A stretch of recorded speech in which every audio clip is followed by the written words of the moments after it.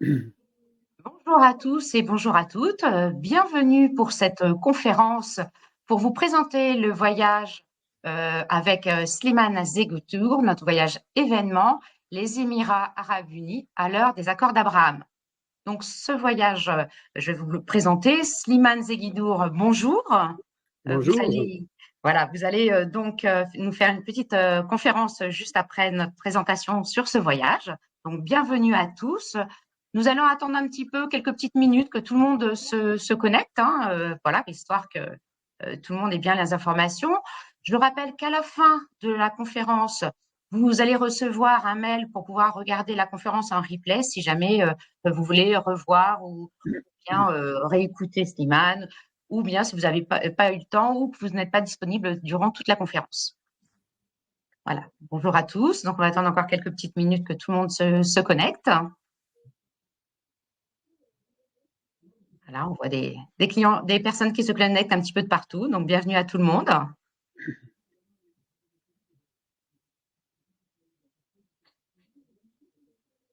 Voilà. Donc, on va commencer. Donc, bonjour à tous et bonjour à toutes. Pour ceux qui nous rejoignent, donc, je vous fais une petite présentation de notre voyage événement avec Slimane Zeguidour, les Émirats Arabes Unis à l'heure des accords d'Abraham. Alors, ce voyage va se dérouler aux Émirats Arabes Unis et est animé par notre journaliste et expert Slimane Zeguidour, qui va vous plonger au cœur des enjeux géopolitiques actuels, notamment à travers des accords d'Abraham et le rôle des Émirats dans la région. Vous visiterez les principales métropoles, Abu Dhabi, Dubaï, et nous allons notamment participer aux célébrations d'Eid al-Fitr. D'ailleurs, vous allez nous en parler, Slimane, tout à l'heure, j'imagine. Voilà. Donc, il y aura également, Slimane va nous donner plusieurs conférences durant ce voyage. Il y aura également des rencontres sur place et pas mal de petites choses que vous allez nous parler. Ce voyage aura lieu du 26 mars au 3 avril 2025, donc soit 9 jours et 8 nuits sur place. Alors, Slimane Zeguidour, si, pour ceux qui ne le connaîtraient pas, mais ce n'est pas possible, voilà. Donc, Slimane, donc, écrivain et journaliste. Il est rédacteur en chef à TV Monde 5, à TV5 Monde, pardon, je vais y arriver, depuis déjà 20 ans. Il est originaire de la petite Kabylie. Les grands reporters pour les médias comme Le Monde, El País, enfin voilà, donc, pardon, excusez-moi, vous faites pas mal d'interventions, notamment géopolitiques, et vous avez pas mal de reportages et d'animations en tant que journaliste. Pour ce voyage, nous allons avoir une cinquantaine de personnes et nous aurons donc 2 conférencières intermèdes qui accompagneront ce voyage. Nous aurons Anne-Marie Doré, qui est archéologue du Proche-Orient ancien. Elle explore la région depuis plus de 40 ans, donc c'est vraiment une experte de toute cette région. Et nous aurons également Barbara Lepêcheux, qui est diplômée donc de l'école du Louvre et titulaire du master en ethnologie. Et donc, elle est très à même de vous parler de toutes les populations de ce coin-là. Alors, ce voyage, c'est un voyage de 9 jours qui partira donc de Paris pour rejoindre Dubaï. Puis ensuite, nous resterons quelques jours à Dubaï et nous visiterons notamment le quartier historique, le musée du futur, les souks d'or et d'épices. Nous monterons à la tour Burj Khalifa. Nous aurons une vue splendide sur Dubaï. Le lendemain, nous découvrirons le jardin du miracle, qui est un jardin le plus grand vraiment du monde, extraordinaire au niveau de toutes les espèces de plantes qu'on peut trouver. Et nous irons aussi à visiter la ferme expérimentale Al-Badia, qui est aux pointe de la technologie au niveau notamment de l'équilibre entre l'eau, la lumière, le goutte à goutte, enfin voilà. Et puis le soir, nous finirons cette journée par un dîner dans un camp traditionnel bédouin. Donc c'est vraiment un grand moment de partage. Le lendemain, nous ferons route pour Abu Dhabi, où nous visiterons la maison d'Abraham. Puis, nous ferons la visite du musée du Louvre, bien entendu. Et le lendemain, nous continuerons par la visite de la Sorbonne universitaire d'Abu Dhabi et la visite de la grande mosquée Cheikh Zayed. Et nous finirons par la participation en festivité de l'Aïd al-Fitr, qui est le dernier jour du Ramadan. Donc, c'est une grande fête. Ensuite, le lendemain, nous irons à l'oasis d'Alam, puis nous visiterons le palais Karzal Mursan. Et le lendemain, nous continuerons nos visites par le palais, le fort de Karzal Ostam, et continueront alors là par toute autre chose, puisque ça sera le parc national des mangroves. Donc vraiment, vous aurez une vue complète de ce pays, de ces pays, avec les différentes facettes vraiment très riches au niveau aussi bien moderne, culturel, et puis le désert, enfin vraiment très varié. Puis nous irons dans l'émirat de Sharjah, où nous visiterons notamment le musée de la civilisation islamique. Et enfin, le dernier jour, nous aurons un petit point avec Slimane Zegudur pour faire un bilan de ce voyage avant de reprendre l'avion pour Paris. Bien entendu, ce n'est pas noté au jour par jour, mais Slimane Zegudur va organiser aussi des rencontres sur place pour avoir pas mal de rencontres, de participation au niveau de justement des accords d'Abraham. Ensuite, pour ces 9 jours, nous serons logés dans 2 hôtels. Tout d'abord à Dubaï, donc on sera à l'hôtel Tower Rotana, qui est un hôtel 4 étoiles. Et quand nous serons à Abu Dhabi, nous irons au Pearl Rotana, qui est également un 4 étoiles. Donc de très beaux hôtels. Le voyage est prévu en pension complète, du dîner du premier jour au petit déjeuner du dernier jour, et donc les nuits dans les 2 hôtels dont je viens de vous parler. Le voyage sera accompagné de bout en bout par nos 2 conférencières et également par Slimane Zeguidour. Et également, pour les visites, nous aurons donc des guides francophones qui nous accompagneront également pour tout le voyage. Vous aurez aussi, donc, il y aura la montée à la tour Burj Khalifa à Dubaï et tout le programme dont on vient de parler et que vous pourrez retrouver sur notre site avec tout le détail dont je viens de vous parler très brièvement. Et ensuite, donc, le voyage est compris en avion Paris-Dubaï aller-retour en vol direct et donc avec l'accueil et depuis Paris pour l'embarquement et accompagné de bout en bout par nos conférencières et Slimane Zeguidour. Tout ça pour les déplacements, donc ce seront des déplacements sur place en autocar très confortable et climatisé et toutes les excursions sont comprises. Donc ce voyage, comme je vous disais, est prévu du 26 mars au 3 avril. Le prix en base chambre double est au prix de 4 590 € par personne et en chambre individuelle à partir de 5 310 €. Nous vous donnons la possibilité d'avoir un prix promo jusqu'au 4 octobre avec une réduction de 100 € par personne. Donc, ne tardez pas si vous êtes intéressé. Voilà, et bien, écoutez, je passe la parole à Slimane Zeguidour qui va donc nous parler de ce voyage. Bonjour, écoutez, je vais vous présenter un pays qui est, qui pourrait cocher toutes les cases du livre des records de Guinness. Vraiment, toutes les cases. Dans le meilleur comme dans le moins meilleur, voire le même bon. Eh bien, parce que les Émirats arabes unis, c'est un cas insolite, presque incongru, surtout dans une région qui est traversée par toutes les tensions du monde. Moyen-Orient, c'est quand même la seule région où 3 continents se touchent, l'Europe, l'Afrique et l'Asie.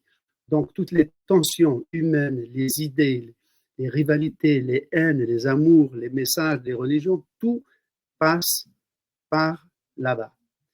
Et les Émirats sont un cas pratiquement unique, et vous le verrez. D'abord, je vais essayer de vous l'expliciter, et en même temps, pour ceux d'entre vous et celles d'entre vous qui viendront nous rejoindre, vous le verrez de visu.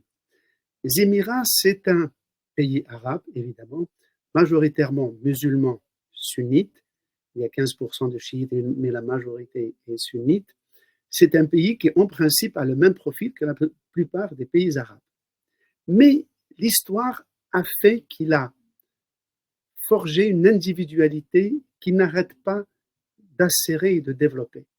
Par exemple, on va prendre d'abord le drapeau. Allez, on va commencer par le drapeau, parce que j'estime que la connaissance des symboles du drapeau est, d'une certaine manière, un peu l'inconscient historique d'un pays. Regardez, par exemple, ce sont 4 couleurs. Ces 4 couleurs, tenez-vous bien, se trouvent dans 12 drapeaux arabes, c'est-à-dire sur les 22 États arabes, 12 pays ont choisi consciemment ces 4 couleurs.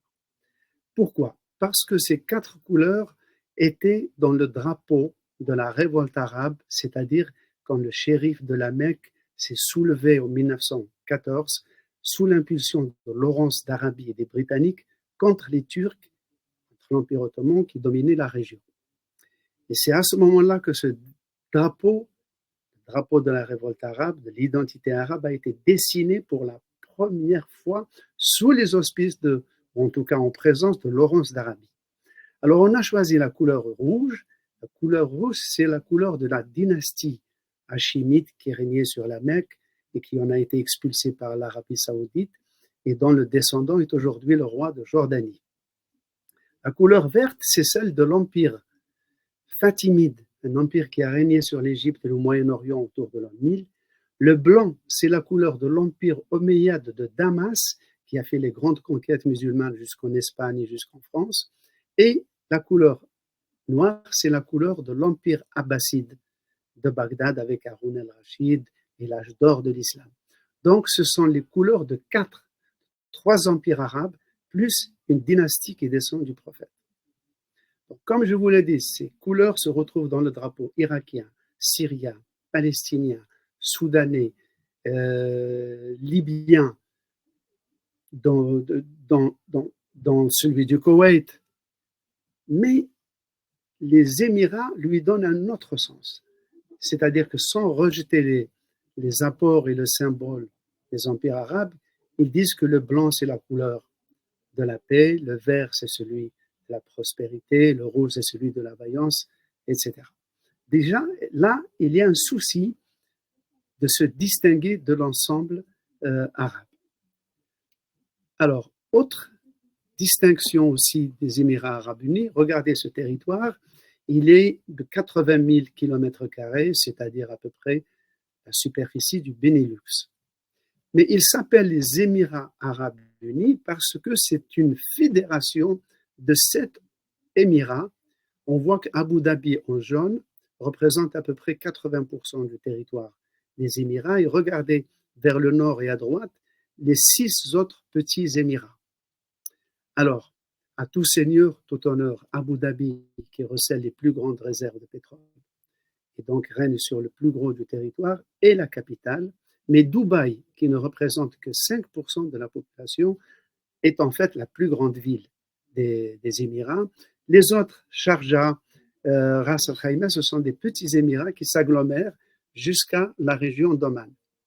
Alors, toute cette zone est désertique, mais plus on s'approche vers le sultanat d'Oman, plus on monte en altitude jusqu'au contrefort des montagnes du sultanat d'Oman qui arrêtent les nuages et les vents de la mousson venant d'Inde et donc qui sont très arrosés et très fertiles, surtout du côté omanais. Alors, pourquoi il y a ces 7 Émirats? C'est qu'en fait, depuis la plus haute antiquité, ces régions qui s'appellent, depuis les Grecs, le golfe Persique, Sinus Persicus chez les Grecs, eh bien, aujourd'hui, le nom est tellement sensible que beaucoup d'Arabes préfèrent dire le golfe arabe et non pas le golfe persique à cause des tensions avec l'Iran. Certains disent le golfe arabo-persique et c'est une expression qu'on retrouve parfois même en France. Alors, il y a ces Émirats, regardez-le. Donc la géographie est assez désertique, mais il y a des efforts immenses pour planter, moyennant de l'eau dessalée en mer, pour planter, arroser et fertiliser. Voilà les régions montagneuses dont je vous ai parlé. Regardez, la mer est au fond.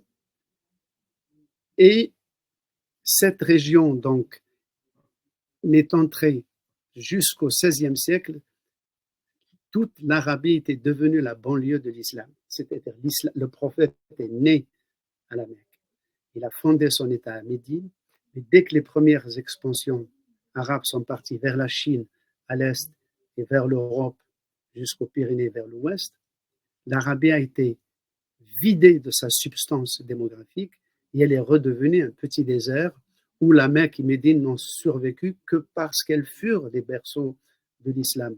Mais tout le reste de l'Arabie, c'était totalement anémié. Et a fortiori, la côte arabe, la côte ouest donc, du golfe Persique, où subsistaient des petits ports de pêche où on vivotait avec un peu de pêche. Plus tard, la pêche de la perle va se développer au XIXe siècle et assurer une certaine prospérité. Donc, pendant l'époque de l'islam omeyyade, abbasside, la région donc était en dehors des circuits commerciaux, puisque les circuits commerciaux passaient par la mer Rouge, surtout pour aller vers Gaza et ensuite vers Alexandrie et la Méditerranée grâce au commerce des Vénitiens. La route des épices passait donc par la mer Rouge. Une autre passait par Palmyre vers l'Irak et la Syrie et allait jusqu'au port syrien. Et la région du Golfe avait ses poètes, avec parfois des querelles. Elle avait été dans l'Antiquité sous domination perse. En fait, elle a toujours été sous l'influence de la Perse voisine. Néanmoins, et c'est là que la modernité des pays du Golfe va commencer. C'est lorsque les Portugais franchissent le cap de Bonne-Espérance avec Vasco de Gama, arrivent en Inde, et une fois que les Portugais arrivent en Inde, et vous le savez, que ce qui a guidé les Portugais dans les grandes découvertes, c'était deux mots. On disait, nous allons chercher des chrétiens et des épices. Chrétiens et épices. Parce que la grande richesse des Arabes et de l'islam, c'était les épices qui venaient du sud-est asiatique et de l'Inde, qui transitaient par l'Arabie.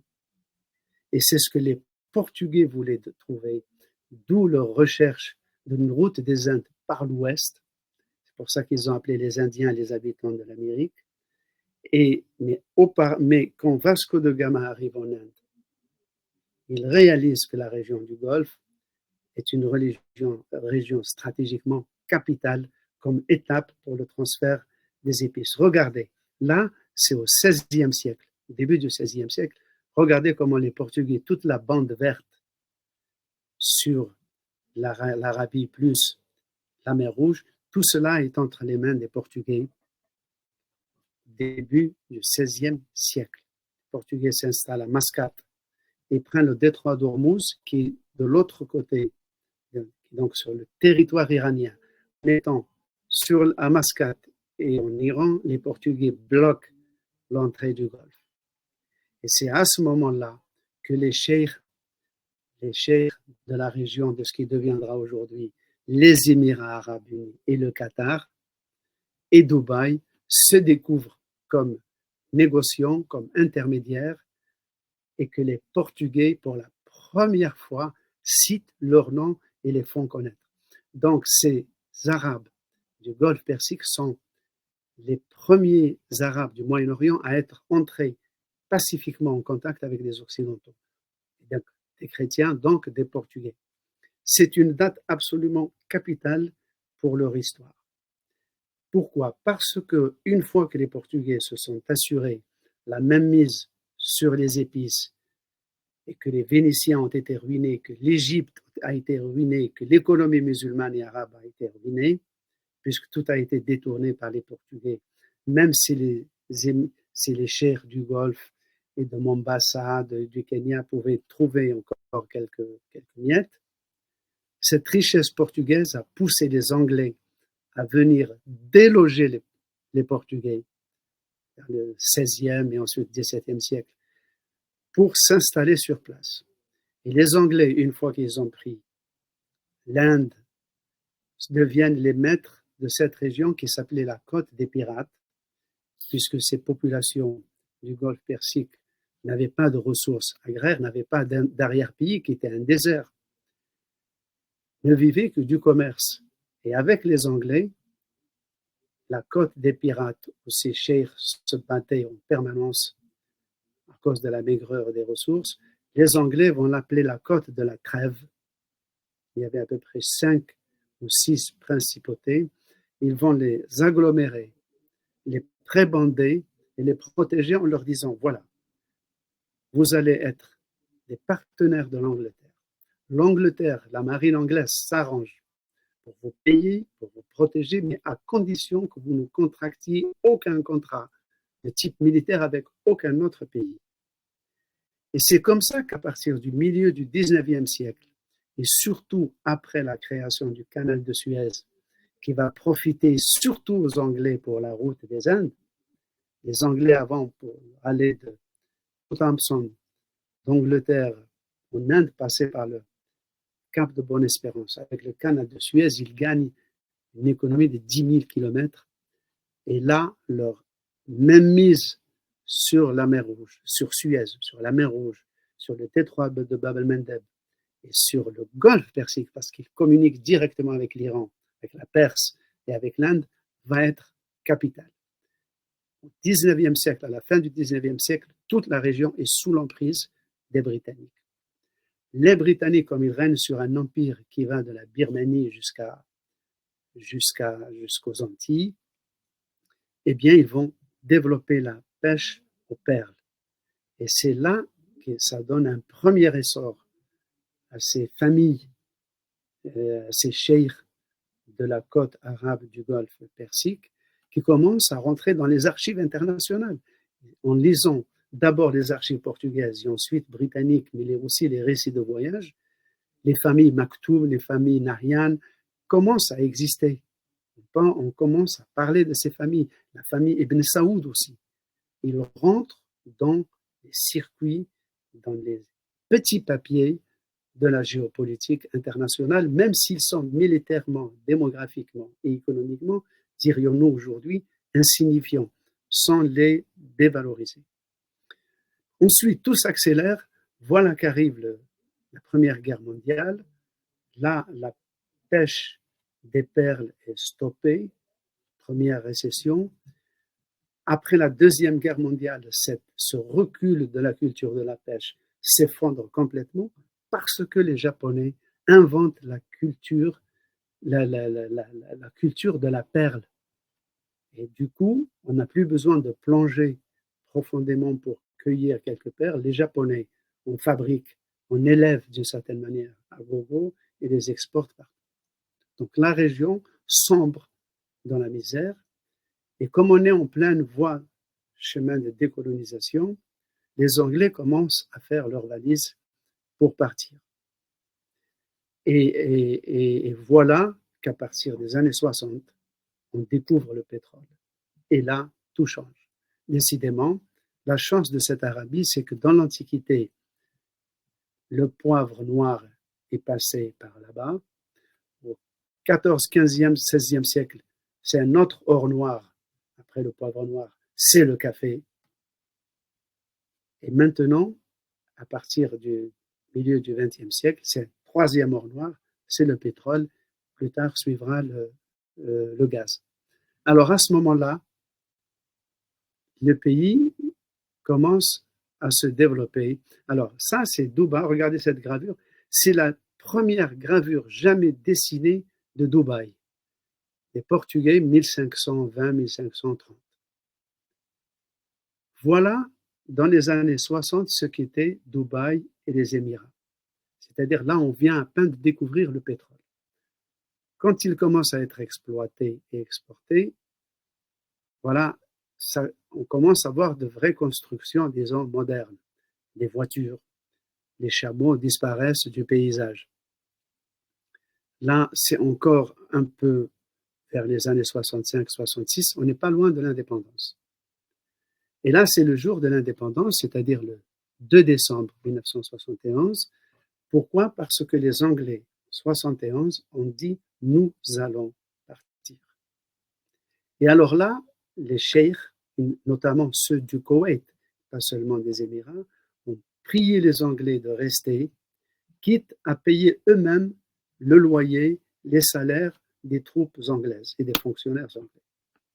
Mais décolonisation oblige, parti travailliste au pouvoir oblige, les Anglais sont partis. Et la peur qu'avaient exprimée les cheikhs s'était révélée fondée, parce que l'Iran du Shah, qui était à l'époque un peu mégalomaniaque et qui voulait assurer une mainmise totale sur les pays arabes du Golfe, contre Nasser qui de l'autre côté jetait aussi son ombre tutélaire sur le Golfe, eh bien, 2 jours avant l'indépendance, la marine iranienne envahit 3 îles qui appartiennent à ce qui deviendront les Émirats. L'île d'Abu Moussa et les petites et grandes tombes. Jusqu'ici, ça reste un très grand litige entre l'Iran, les Émirats et les pays de la région. Et vous voyez l'avantage que ça donne à la marine iranienne d'avoir des bases dans ces îlots. C'est carrément au milieu du Golfe, par où transite à peu près 30% du pétrole mondial.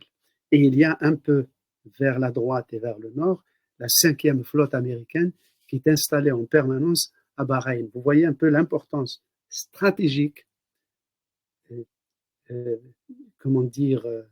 vitale de ces petits confettis dans le Golfe. Et vous voyez que donc les Émirats sont en première loge face à un des grands théâtres géostratégiques d'aujourd'hui. Alors, en principe, donc, comme je vous ai dit, une fois qu'ils sont devenus indépendants, il y avait 6 Émirats sur les 7 qui s'étaient constitués en Émirats arabes unis.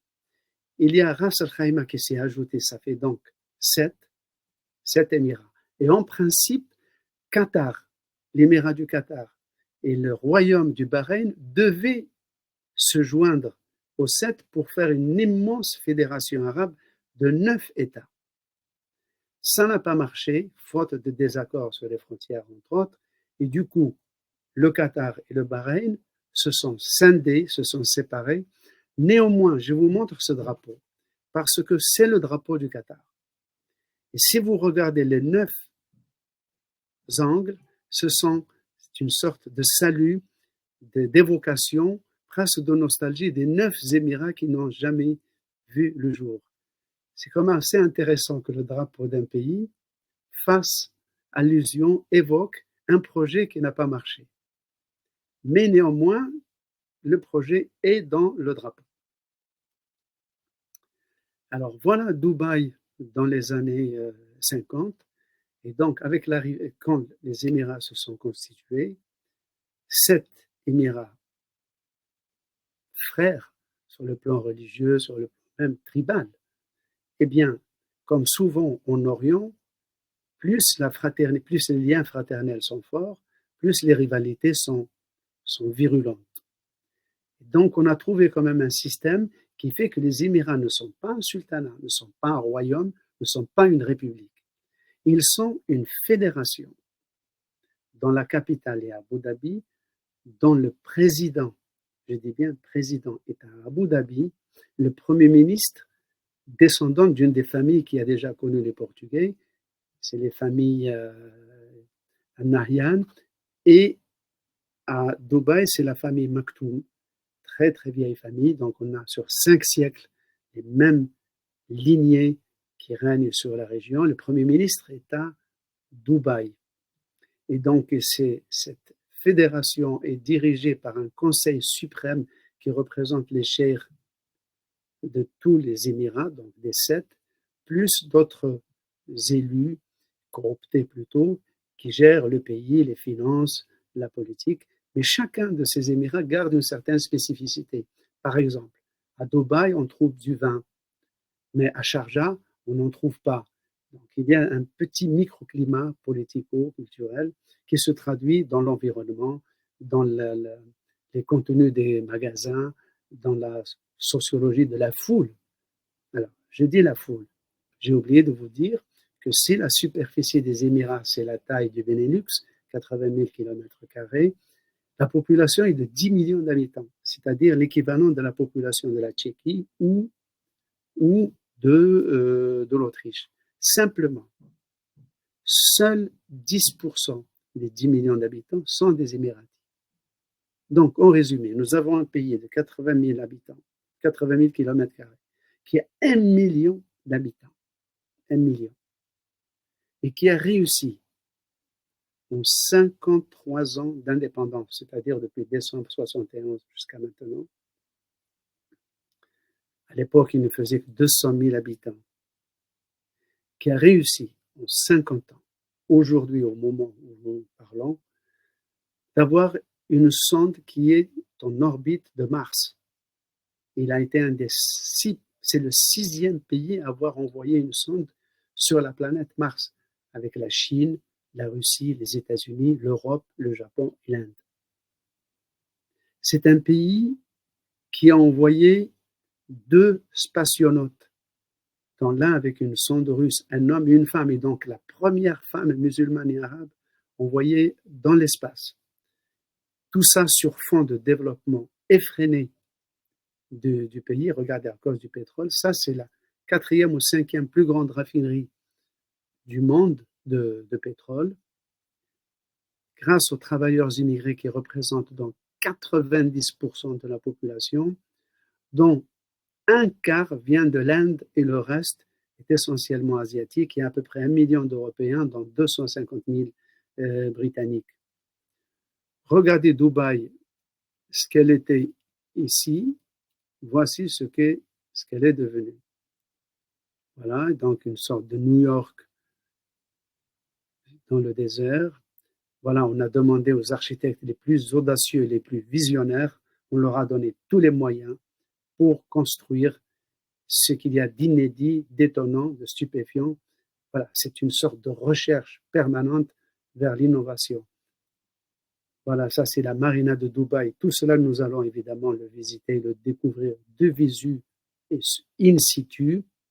Voilà, ça c'est la plus haute tour du monde où nous allons monter, qui fait 850 mètres à peu près, c'est-à-dire 2 fois la tour Eiffel.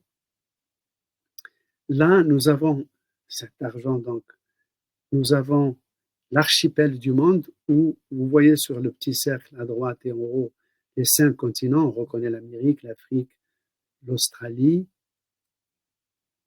Ça, c'est ce palmier qui est à gauche. Regardez, ce sont les palmes, ce sont des cabanons, des villas qui sont de plein pied sur la plage, que nous allons aussi voir et découvrir, humer l'atmosphère. Donc, avec cet argent, les Émirats donc, ont envoyé des hommes et des femmes dans l'espace, une sonde vers Mars. Les Émirats sont membres de l'ONU, de la Ligue arabe, de l'Organisation de la conférence islamique, du BRICS, même du BRICS, tout en étant les meilleurs alliés des Américains, ils sont entrés dans le BRICS. Ils font même partie de l'Organisation de la coopération de Shanghai comme observateurs. C'est-à-dire que l'argent qu'ils ont finit par produire de l'argent plus que n'en rapportent le pétrole et le gaz. Le pétrole et le gaz n'entrent plus qu'à peu près 30% dans leurs revenus. Ils investissent dans les hautes technologies, en Russie, en Chine, en Occident, en Amérique, louent des terres en Afrique, en Amérique, pour produire de l'agriculture. Si eux-mêmes développent une agriculture verticale, sous serre, sur le terrain lorsque la terre s'y prête, mais aussi dans des laboratoires spéciaux. Et là aussi, comme on vous l'a dit dans la présentation, nous allons aussi découvrir ces fermes modèles, ces fermes du futur, c'est-à-dire où pour la première fois, peut-être dans l'histoire de l'humanité, la production des fruits et légumes n'est plus connectée à la terre, à la glèbe, à la poussière, au sol. C'est offshore. On produit des tomates, des épinards, des carottes, des courgettes, des fruits à longueur d'année. C'est peut-être une sorte de préfiguration du futur, et ça rentre dans l'image que se font les Émiriens, le leadership, que se fait le leadership émirien de l'identité du pays. Car, comme je l'ai dit, les gens du Golfe ont un certain complexe, parce que c'est de chez eux qu'est parti l'islam. Mais l'islam a donné le meilleur de lui-même en Palestine, en Syrie, à Damas, à Bagdad, à Jérusalem, à Kairouan, à Cordoue, à Grenade, en Sicile, à Palerme, en Ouzbékistan, à Bukhara, à Delhi, mais au Caire, mais pas en Arabie. Donc ils se sentent d'une certaine manière à la fois dépositaires de la validité intrinsèque de l'islam, mais c'est comme s'ils n'avaient pas de passé. Et alors c'est comme si, prenant conscience de cette insuffisance, ce complexe par rapport à l'Égypte, avec ses pyramides, son sphinx, par rapport à la Syrie ou à l'Irak avec les statues assyriennes, tout cet héritage sumérien absolument presque écrasant, comme si, n'ayant pas de passé, n'ayant pas de monument passé, ils voulaient s'offrir et offrir au monde des monuments du futur. Voilà, leurs pyramides, ce sont leurs tours. Leurs sphinx, ce sont tout ce qu'ils inventent dans tous les domaines où ils peuvent inventer en payant à fond perdu. Alors, ils ouvrent des musées. Ils ont le musée du Louvre à Abu Dhabi, qu'on voit ici, dessiné par Jean Moulin. Regardez le plafond, le réseau des entrelacs s'ouvre et se ferme selon la densité du soleil et dans la journée. Et évidemment, dans ce merveilleux musée, il y a un département d'égyptologie, il y a un département chrétien, juif, musulman, pharaonique. C'est absolument passionnant, plus un département d'art moderne. On trouve de grandes œuvres des peintres classiques, européens, romantiques, voire même symbolistes. Voilà. Le pays a aussi ouvert une Sorbonne. Regardez la coupole, c'est l'allusion à la Sorbonne de Paris. Alors, on donne des cours en français avec un cursus français, mais la plupart des étudiants ne sont pas tous émiratis. Il y a beaucoup d'enfants de diplomates de la francophonie, maghrébins, africains, français, évidemment. La France est très, très présente dans les Émirats. Alors, dans cette Sorbonne, on en parlera puisqu'on ira sur place, on rencontrera des professeurs, on parlera avec des étudiants. À un moment donné, il y a eu des soucis très, très sérieux qui ont fait polémique dans la presse, c'est-à-dire qu'il était difficile de faire certains cours, par exemple, sur Voltaire et sur la critique des religions, notamment par Voltaire. Voltaire qui a critiqué la religion chrétienne, mais qui a tapé très très fort sur les juifs et les musulmans aussi. Ça a fait certaines polémiques. Il y a des matières comme la psychanalyse qui font encore débat, mais la Sorbonne a le mérite d'exister et elle prospère. Et nous allons le découvrir sur place. Alors, parmi les monuments, disons, qui font la fierté des Émirats, il y a la mosquée de Cheikh Zayed. Cheikh Zayed, c'est une des grandes figures, c'est un peu le père de l'indépendance du pays. C'est une mosquée qui mélange tous les styles. Il y a beaucoup de styles moghols, de l'Inde moghole, ça fait penser au Taj Mahal.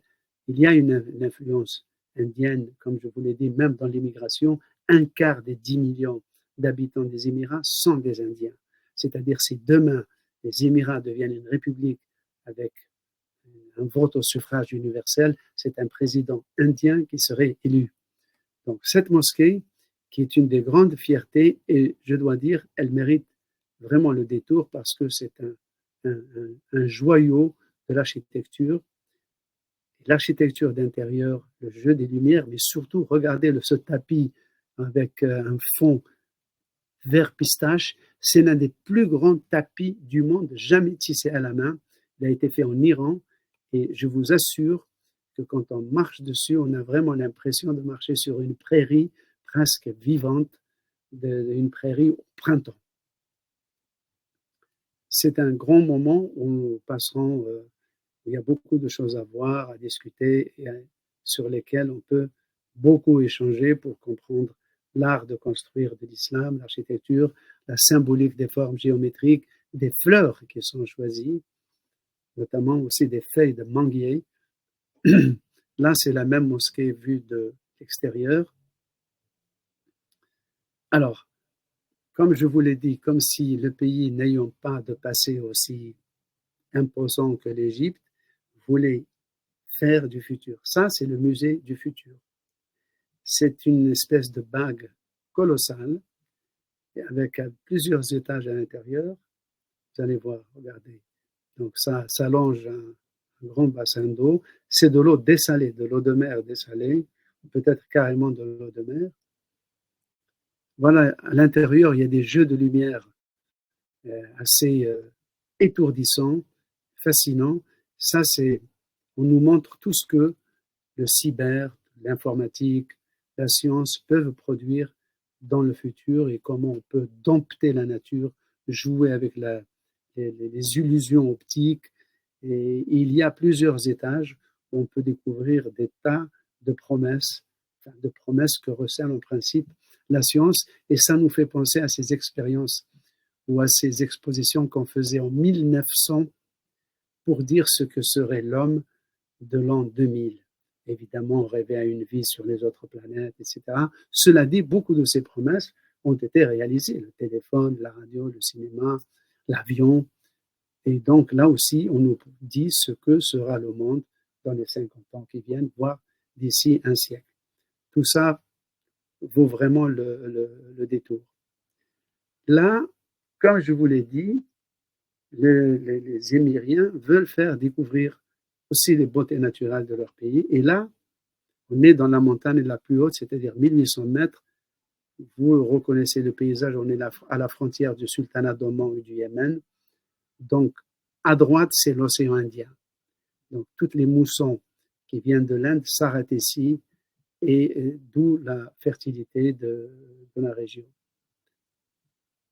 Alors, voilà.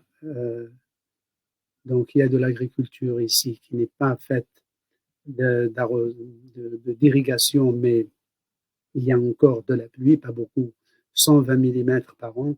Bon, quand on pense que Paris, c'est 500, c'est pas beaucoup, mais ce n'est pas insignifiant. Là, il y a l'oasis de Liwa.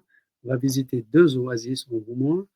Regardez, là, il y a de l'eau dans la nappe et il y a, regardez ce canal d'eau, cette petite canalisation, c'est de l'eau qui jaillit de la nappe phréatique, mais il y a aussi de l'eau d'appoint qui vient de la côte et qui est de l'eau dessalée. Voilà, il y a une agriculture typique de la région, il y a un peu d'élevage. Alors, il faut dire que les animaux, beaucoup d'animaux sont en voie de disparition. Le chameau est devenu un animal carrément folklorique. L'oryx, qui est un des animaux typiques de la région et qui est d'ailleurs l'emblème national du Qatar, a failli disparaître aux Émirats.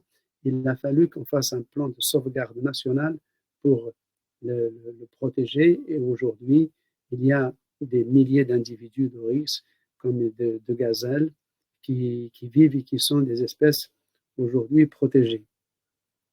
Là, c'est une des fermes modèles.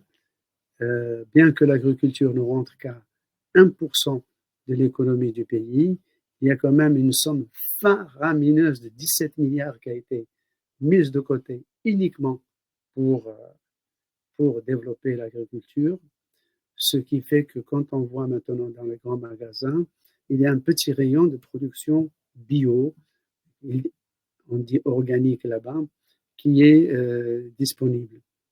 Par contre, tout ce qui est laitage, viande, le laitage, c'est l'Arabie Saoudite. L'Arabie Saoudite a une des plus grandes fermes laitières du monde, c'est-à-dire 35 000 vaches, des vaches venues d'Irlande ou de Hollande, qui vivent, j'ai visité la ferme, qui vivent sous des brumisateurs pour ne pas être dépaysés. Et l'Arabie saoudite exporte partout du lait, du yaourt, du lait caillé, du beurre. Et les Émirats ont aussi quelques fermes qu'on pourra, donc je vous ai dit qu'on verra des fermes modèles.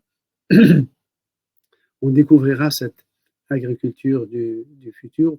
Certains diraient une agriculture de riches, car le produit de revient de ces terres est parfois 5 fois plus cher que le prix de revient des mêmes produits sur le marché international.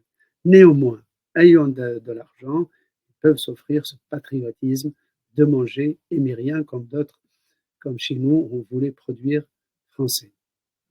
Alors, tenez-vous bien, là, on n'est pas au Brésil, ni en Guyane, on est aux Émirats, mais il y a une mangrove, c'est-à-dire une forêt qui pousse dans de l'eau, et cette merveille de la nature a été préservée. Regardez, il y a des passerelles, on peut la visiter.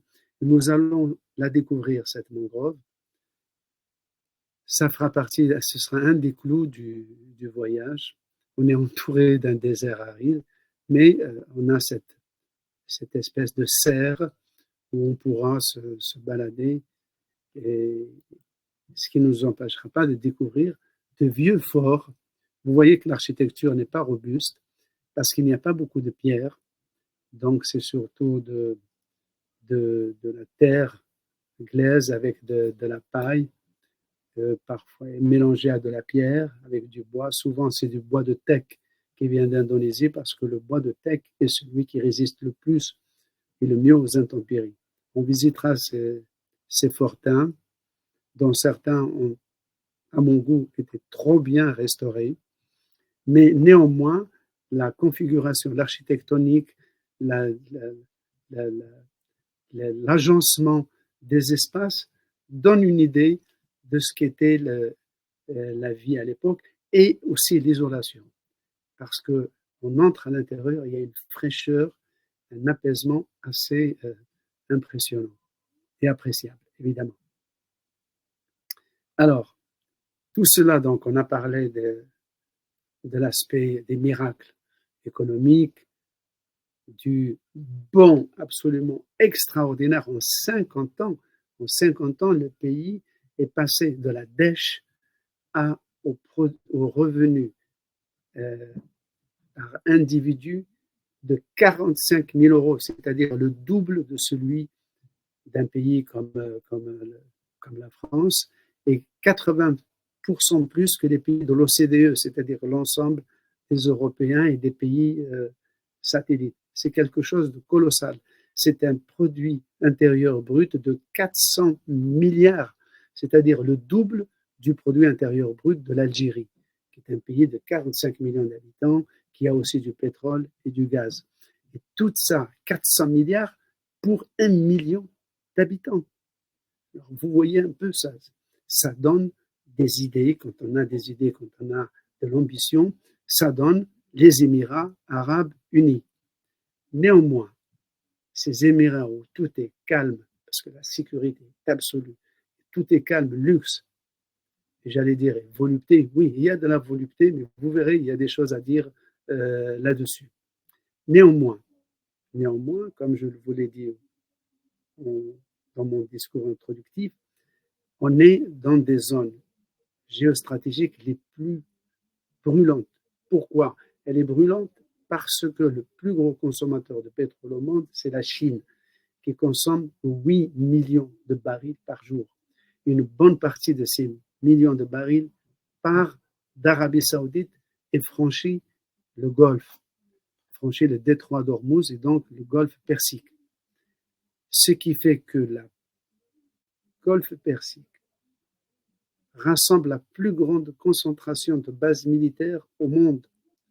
Regardez, rien que la présence de troupes américaines. Regardez comment la région du Golfe est saturée. On en a 7 000 au Bahreïn, 13 000 au Koweït, 14 000 en Afghanistan. Bon, en Afghanistan, ce n'est plus le cas. Et les Émirats, c'est 5 000. Oman. Donc, il y a une super présence militaire américaine, britannique, et nous-mêmes, Français, nous avons depuis 2008. Puis 2008, en 2008, la France a ouvert sa première base militaire à l'étranger depuis 1945. Donc, il y a une base militaire française permanente désormais aux Émirats arabes unis. Les Émirats arabes unis eux-mêmes sont le pays, je dis bien le pays qui dépense le plus d'argent en armes par tête d'habitant. En 2022, le budget des Émirats, donc 1 million d'habitants, budget militaire a été de 20 milliards de dollars, c'est-à-dire plus que le budget israélien et presque la moitié du budget de l'armée française. Vous voyez un peu, l'armée n'a que 45 000 soldats, mais elle a plus de 300 avions de chasse. Les Émirats ont commandé à la France 80 avions Rafale, alors qu'aucun pays européen ne veut les acheter, ni la Pologne, ni nos alliés européens achètent des avions américains, mais pas d'avions français. Donc, les Émirats ont présenté probablement la plus grosse commande d'avions Rafale pour la France. Et les rapports défense entre la France et les Émirats sont extrêmement étroits, riches, ou plein de développement. Donc cela a donné des idées aux Émirats qui ont une armée surdimensionnée, suréquipée. On se demande comment elle peut absorber la quantité d'armes qu'elle achète. Eh bien, les Émirats, tout en étant le plus pacifique à l'intérieur du pays, ont participé aux côtés des Occidentaux à la guerre d'Afghanistan, à la guerre en Syrie, à la guerre au Yémen depuis 2017 avec l'Arabie Saoudite, avec le Soudan, le Maroc, la Jordanie. Elle a participé aux côtés de la France et des Américains à la guerre en Libye, c'est-à-dire des avions émiriens ont bombardé la Libye. Et aujourd'hui, il y a des bases militaires des Émirats au Yémen, en Somalie, en Érythrée, et il y a une présence militaire en Libye parce que dans la guerre qui oppose Benghazi à l'est de la Libye et Tripoli à l'ouest de la Libye, les Émiriens avec les Russes et avec les Égyptiens soutiennent la partie est du maréchal Haftar pour imposer un État qui soit leur allié, qui leur soit proche. Les Émirats se sont calmés au Yémen, mais ils ont mené une guerre avec l'Arabie Saoudite destructrice contre le Yémen. Et jusqu'à maintenant, ça reste une armée qui est considérée comme la plus compétente des pays du Golfe. Et les Émirats se mettent même à fabriquer des armes chez eux, notamment des véhicules militaires qu'ils vendent à des pays, par exemple, comme l'Algérie. Voilà, c'est étonnant, mais l'Algérie achète des véhicules militaires ou certains véhicules militaires aux Émirats. Alors, dans cette ambition qui fait que les Émirats investissent sans aucun complexe et sans imposer la moindre sanction à qui que ce soit, investissent en Russie, en Biélorussie, en Chine, en Israël, en Amérique du Sud, partout où on peut faire de l'argent, ils sont présents. Juste après l'invasion de l'Ukraine, le président des Émirats arabes unis, Mohammed Ben Zayed, a pris son avion, il est allé voir Poutine à Saint-Pétersbourg. Donc là, tout en étant le meilleur allié des États-Unis sur place. Donc cette ambition j'allais dire c'est la grenouille qui va être un bœuf, mais c'est pas tout à fait le cas parce que là, j'ai vu évoluer les Émirats et les pays du Golfe. Je suis allé la première fois en 88, j'ai écrit 2 livres sur l'Arabie Saoudite. J'ai vu les politiques du Golfe, les hauts fonctionnaires, j'ai vu leurs enfants et j'ai vu l'évolution intellectuelle, ce qui fait que l'image, le stéréotype de l'émir ventru, lubrique et jouissif, ça, c'est fini. Nous avons affaire à des gens qui ont un esprit acéré, qui ont une capacité d'observation extraordinaire, très grande capacité d'écoute, une capacité à saisir les opportunités pour investir sans aucun tabou. Et leur volonté donc d'être dans la cour des grands, voilà, ça c'est leur cosmonaute qui est parti dans la sonde Soyouz russe. Ça, ils ont envoyé la première femme arabe spationaute. Et donc, dans leur volonté, j'en arrive à l'énoncer dans notre voyage, dans leur volonté de faire partie des grands, ils se sont rendus compte que les grands, c'est l'Occident. Et que pour faire partie des grands, il fallait résoudre cette question d'Israël parce que Israël reste une pierre de touche, une pente de discorde entre le monde arabe et disons, l'Amérique, c'est-à-dire derrière l'Amérique, l'Occident.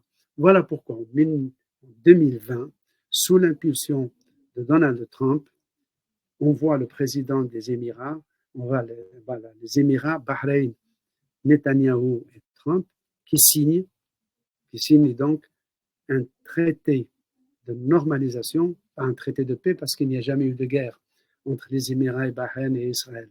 Ceux qui ont fait une guerre, ce sont la Syrie, c'est la Jordanie, l'Égypte. Ça, c'est les trois vraiment belligérants, tant on peut dire qu'ils ont fait un traité de paix avec Israël. Et d'ailleurs, les trois l'ont fait, enfin les deux, pas la Syrie, mais la Jordanie et l'Égypte l'ont fait. Mais le Maroc, le Soudan, Bahreïn, les Émirats arabes unis, eux, ont fait une normalisation. C'est-à-dire, c'est d'afficher publiquement et à travers des traités bilatéraux, traités internationaux, une normalisation avec l'État d'Israël. Alors, depuis cette normalisation, donc en 2020, il y a eu, figurez-vous, plus d'1 million de touristes israéliens qui sont venus dans les Émirats. Il y a eu beaucoup moins de touristes émiriens qui sont partis en Israël. Et ça, c'est dû au fait que, de même qu'avec l'Égypte ou avec la Jordanie, où il y a un traité de paix, il y a des vols quotidiens, il y a des entreprises qui travaillent ensemble, il y a des ambassades, des consulats. À cause de la persistance du problème palestinien et des conflits en Cisjordanie et à Gaza, c'est ce qu'on appelle des paix froides. C'est déjà pas mal qu'on ne soit plus dans l'état de guerre, mais le fait qu'il y ait cette persistance du problème palestinien fait que c'est une paix froide. Mais avec les Émirats, c'est spécifique. Et là aussi, sur ce point, les Émirats veulent se distinguer. Par exemple, le Maroc, qui n'a pas remis en cause les accords d'Abraham, lui, il a suspendu les vols directs entre Casablanca et Tel Aviv. En revanche, les Émirats n'ont suspendu aucun vol. Donc les vols continuent. L'Arabie saoudite, qui était sur le point de normaliser avec Israël, mais la guerre à Gaza a freiné l'élan, l'Arabie saoudite qui a autorisé les vols d'El Al, la compagnie israélienne, à traverser son territoire pour aller à Dubaï ou à Abu Dhabi, mais aussi pour aller en Inde, n'a pas remis en cause cette facilité de vol. Du coup, on peut faire un vol de 3 heures entre Tel Aviv et Dubaï, cela continue de se faire. Aux Émirats même, maintenant, il y a une vraie vie juive, puisqu'il y a à peu près 150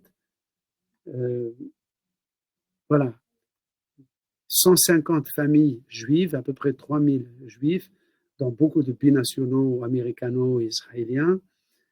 Donc, dans cette volonté d'être dans la cour des grands, non seulement il y a une normalisation avec Israël, un affichage d'une présence juive, mais aussi une très grande ouverture envers les chrétiens. C'est ainsi qu'en 2019, les Émirats arabes unis ont reçu en grande pompe le pape François. Ils l'ont fait rencontrer la plus haute autorité sunnite, c'est l'imam d'Al-Azhar en Égypte. Et là, c'est le prêtre, le vicaire catholique du vicariat apostolique d'Arabie, qui est basé à Abu Dhabi, qui rencontre donc un rabbin, le chef de la communauté juive des Émirats, plus le responsable des catholiques, spirituels des catholiques d'Arabie, avec un émirien. Là, c'est la maison d'Abraham construite, terminée en 2023, où il y a une mosquée, une synagogue et une église. Donc, c'est un endroit aussi que nous allons visiter. Nous pourrons rencontrer les fidèles, discuter avec les responsables, le rabbin, l'imam, le prêtre. Alors, il y a aux Émirats une synagogue, donc, il y a 52 églises chrétiennes, donc catholiques, parce que la majorité des chrétiens sont catholiques des Philippines ou d'Afrique, mais aussi des catholiques arabes, palestiniens, libanais, syriens, irakiens, beaucoup d'orthodoxes, les orthodoxes arabes, parce que les chrétiens arabes sont majoritairement orthodoxes, palestiniens, égyptiens, coptes, syriens, irakiens, jordaniens, mais il y a aussi maintenant de nouveaux orthodoxes, ce sont les Russes, à savoir que les Émirats, n'appliquant pas les sanctions contre les Russes, font que même les oligarques peuvent se réfugier et s'installer à Dubaï ou aux Émirats. On en voit de plus en plus. Et il y a une présence russe maintenant qui est visible aussi. Et là, c'est la rencontre du président des Émirats, Mohamed Ben Zayed, et le président israélien Herzog aux Émirats. Et donc, on voit, je vous ai dit tout à l'heure, tout est calme, luxe et volupté. Oui, volupté parce que sur le plan des libertés publiques, là aussi, on arrive au fait que les Émirats cochent toutes les cases. Il n'y a aucune liberté syndicale. Et ça, c'est totalement assumé. Aucune liberté syndicale, aucune liberté d'association, aucune formation professionnelle. Il y a, par exemple, sur le plan des mœurs, il est interdit de danser en public. On a autorisé seulement depuis quelques années le fait de se marcher la main dans la main. Et les démonstrations d'affection entre hommes et femmes en public sont interdites. Les étrangers qui enfreignent ces principes ou ces lois sont immédiatement expulsés.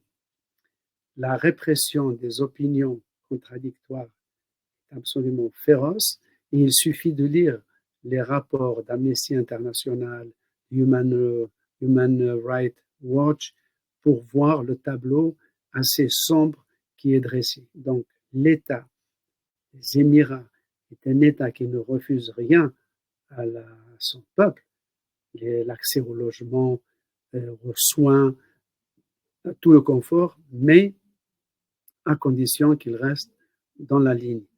Donc, il y a beaucoup de gens qui sont emprisonnés pour leurs opinions, parfois pour un simple post sur un blog. Les rapports, par exemple, maintenant dans certains supermarchés, il y a une partie où on vend de la charcuterie. Et d'ailleurs, le rayon charcuterie qui est à l'écart, ce qui est intéressant, c'est la manière dont il est signalé. On ne dit pas, j'ai pris des photos là-dessus que je vous montrerai. On ne dit, cette allée du magasin qui est à l'écart n'est pas désignée par une pancarte où c'est écrit charcuterie. Non. La désignation, c'est pour les non-musulmans. C'est comme ça que c'est désigné, l'alcool et la charcuterie. Mais ça a le mérite d'exister, ce qui n'est pas encore le cas en Arabie Saoudite, bien que l'Arabie Saoudite s'apprête à reconnaître l'ouverture de boutiques de vin dans la cité diplomatique, dans la banlieue de Riyad, où se trouvent les grandes ambassades. Donc, comme je vous le disais, les femmes, le statut personnel fait que la femme, la polygamie est reconnue, la femme dépend entièrement de l'homme. Pour avoir son passeport, pour pouvoir voyager, elle doit être autorisée par son mari ou son tuteur, quand bien même elle soit une femme en âge mûr, tout à fait saine, diplômée, ou femme d'affaires. Alors, donc, les Émirats essayent de faire ce grand écart entre envoyer une sonde à Mars pour être dans le 3e millénaire, mais en même temps cultiver, préserver, conserver et imposer des mœurs qui remontent au 6e siècle après Jésus-Christ. Donc, ce tiraillement, on ne le voit pas aux Émirats. Si on y vit, on le sent dans les restrictions sur lesquelles on peut buter de temps en temps. Mais on ne le voit pas. Et quand j'ai parlé tout à l'heure de volupté, c'était une façon de boutade. Néanmoins, à Dubaï et aux Émirats, on voit des centaines, je dirais même des milliers de jeunes femmes venues des pays de l'Est, notamment de Russie, d'Ukraine et de Biélorussie. Je dirais à partir de 10 heures du soir, c'est évident qu'elles ne sont pas là seulement pour admirer les grands monuments ou pour faire leurs achats. Il y a une industrie du sexe qui fait que, par exemple, des Saoudiens, on le sait, la veille de chaque week-end, les charters pour aller à Dubaï ou à Abu Dhabi sont pleins à craquer. Et évidemment, il y a de l'alcool, il y a des femmes. Et c'est une des facettes cachées des Émirats. Ce n'est pas flagrant, mais c'est tout à fait palpable et visible.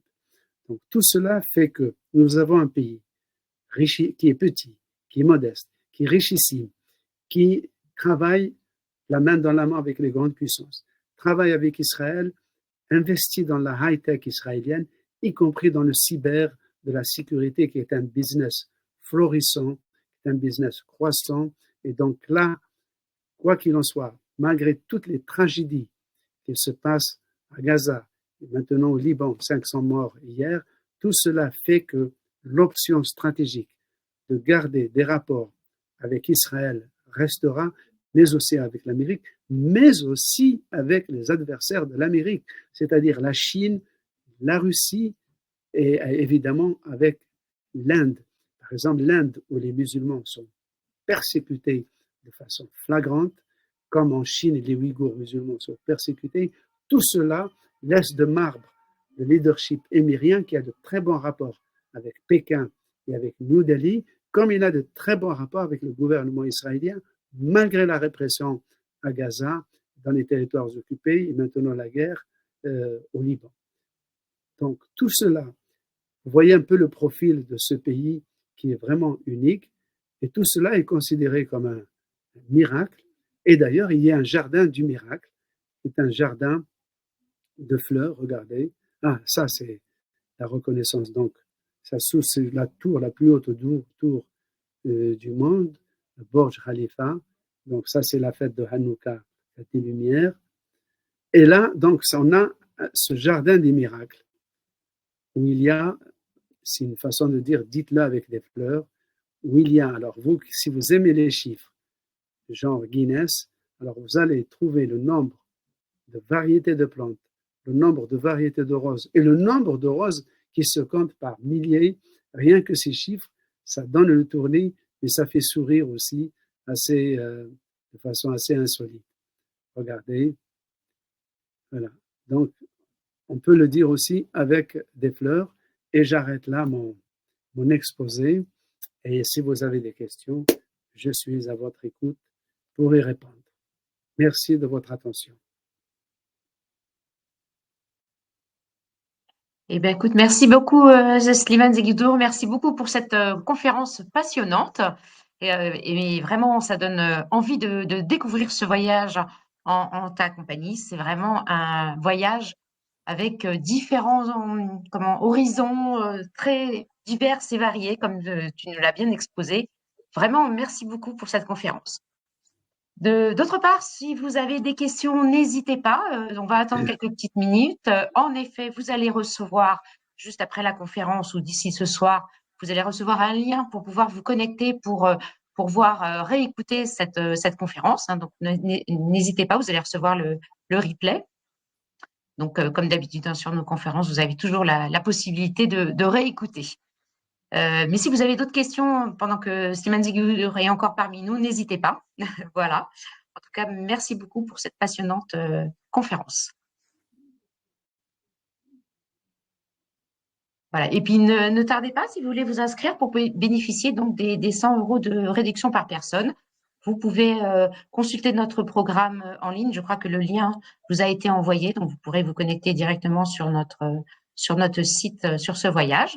Et puis, n'hésitez pas à appeler notre service client ou à prendre une option en attendant de regarder tout ça de près.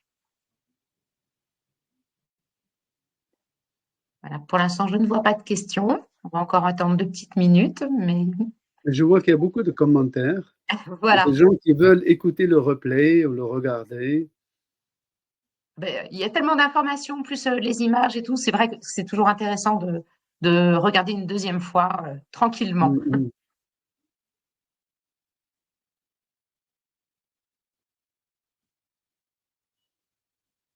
Voilà, beh, écoutez, je pense qu'il n'y a pas de questions. Merci encore beaucoup, Slimane Zeguidour pour cette passionnante merci. conférence.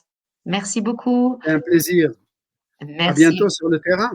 mais j'espère. Merci. Au Au revoir. revoir. Au revoir. Salut. Au revoir, messieurs, dames. Au revoir. Ciao, ciao.